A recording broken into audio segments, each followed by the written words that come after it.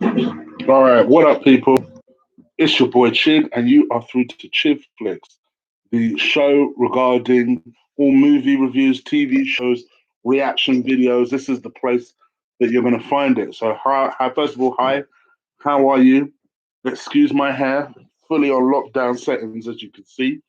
And you may see a shot of the dog because the dog is in a hyper mood. So I apologize. She's right next to me right now. Look, she don't like the camera. She don't like the camera, so she likes to get away from the camera. But that just goes to show you, she's active. So apologies. All right. So as promised, I told you I was going to do a review. So let's get to it. I'm going to review one of my favorite ever TV series. And it's called Hustle. It's the BBC show that ran from 2004 to 2012, and 8 seasons within that period of time frame. Um, for me, a little bit about me. I don't know if I've said this to you guys before. I'll certainly say it to you guys again. One of my favorite genres of film or anything is hustle. I like the idea of the man having their comeuppance, and for the kind of the little guy to get his day. I like that whole concept. I guess I always find myself to be a little bit of an underdog, so that idea and that concept has always been an appealing one to me. And one of the things that I kind of stumbled across just really watching TV back in '04, gosh, I would have been, so that what we're talking 16 years ago. Oh man, so what we're talking, blimey, I would have been 19. So if I was 19, that means I would have been living away from home, trying to find my feet at uni. And I think this is one of the things that I just came across and I instantly grew to it. It was something that I thought was just brilliant. It was a brilliant concept. It was led by, and I'm sorry to say this, it shouldn't matter, but we don't get a lot of leads as black people. It was led by a black guy, and it was something which I found really compelling, particularly on the BBC. I was like, "Hey," and it was really good. It was just something that I liked and gravitated towards. Adrian Lester, who I think is just a brilliant actor, appeared in 7 out of the 8 series. Um, Mark Warren, who played Danny Blue, who appeared in the first 4 series, and then obviously a cameo in the very final episode. Jamie Murray, who is Stacey Monroe, and she, to gorgeous, gorgeous actress, gorgeous. Wouldn't necessarily say she's the most talented, but I would say in terms of actresses, definitely one of the better looking ones that you'll see. She plays Stacey Monroe. I'm trying to remember the rest of the names as I talk. That's why I'm quickly trying to remember their real life names. Robert Glenister, who played Ash, um, who I thought was a fantastic actor. Another one who could literally play any type of role. And then finally, the late Robert Vaughn of the of is it Fantastic Seven, something Seven? Oh my gosh, I think I've forgotten. I'm trying to remember his name. I know he was in a well-known TV series. Sorry, hold on. Bear with me. My dog is getting on my nerves. Sorry.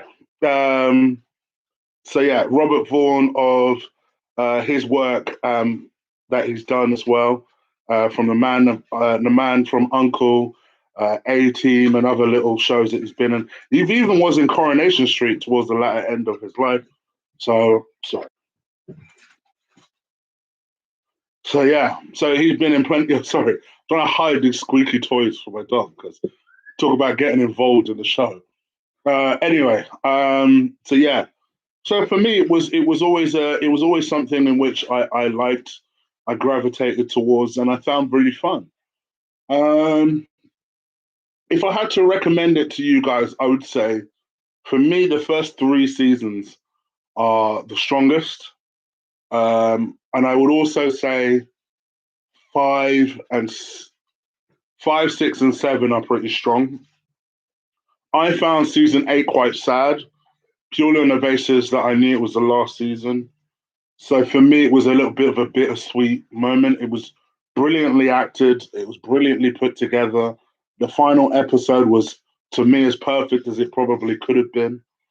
And, given the concept, I actually thought the whole thing was a lie. I thought, oh, there ain't no way they're wrapping it up at 8. I think this is part of their whole game to make everybody think that they're wrapping it up, and we're the ones that get hustled. I always thought they would come back, and they never did. But to me, I would always recommend it. It's If you're in the UK, they currently play that on iPlayer now, so it's something that you can literally just watch, especially as we're all on lockdown. Um, to me, it's a nice, easy watch. You can just let the whole thing play through, and I think you'll enjoy it. All episodes are at least an hour or so, little under an hour, but just a nice little filler watch. And then in season 4, they add Asher D. Yes, Mr. 21 Seconds to Go himself. Ashley Walters adds to the cast. It's a weird situation the way they add Ashley Walters in, because Adrian Lester, or Mickey, the character he plays, disappears for a season. The way they write him out for a season is that he's gone to steal the Sydney Opera House, which in itself is hilarious. And then they bring this geezer in. He then randomly disappears, and they never refer to him ever again. So I don't know what that's about. But Ashley Waters, I still remember you in the episode. And then, of course, then Adrian Lester returned, Mark Warren left, Jamie Murray left, and then they brought on 2 newcomers in Kelly Adams and Matt D'Angelo, who is of EastEnders fame. And yeah, I thought, to be honest, it worked. Initially, I was a bit unsure, particularly with Matt D'Angelo's acting. But actually, I thought they fitted in quite nicely. They brought a freshness to it. And I actually thought it worked really well. So to me, if I'm going to recommend something to watch during lockdown, this is it. It's on iPlayer. For anyone outside of the UK, I'm sure you could find it and locate it. It's 8 seasons. If you have BBC in your countries, I'm sure there's a way that you can be able to access this. But Hustle, definitely recommended. If I had to rate the whole TV series, taking bias out of it, I would give it an A minus. I think it's smart, it's snazzy, it's fresh.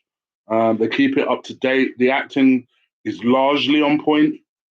There are a couple of suspect moments from Jamie Murray and Matt D'Angelo, but other than that, and to be honest, without speaking ill of the dead, and Robert Vaughn a little bit sometimes, but generally, the acting is on point.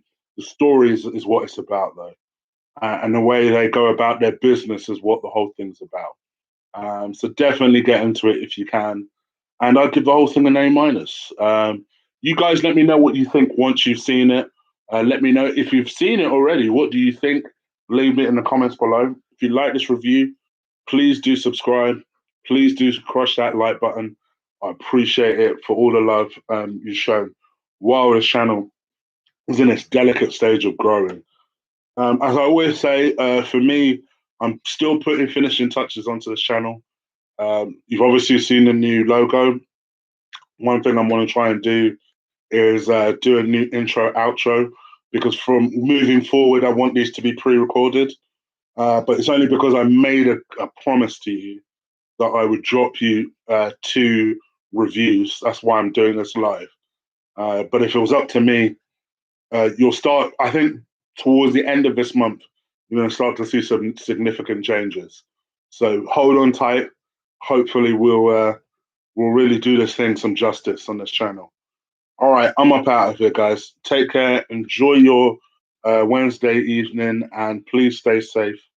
And I'm gone. Peace.